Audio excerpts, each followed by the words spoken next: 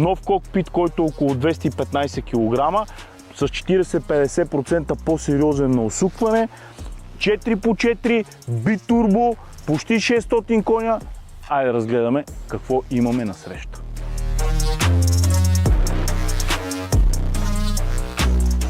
Като оборудване всъщност имаме само AMG, така че нямаме AMG пакет или AMG оптика, а всичките са AMG.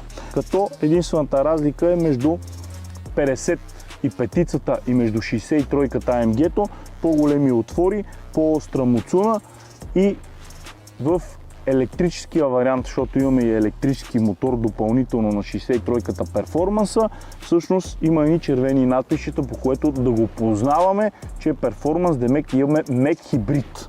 Това ще си говорим малко по-късно и почваш да се колебаеш, викаш добре да е Поршето или е Села. Защото истината е, че много фирми казват, че са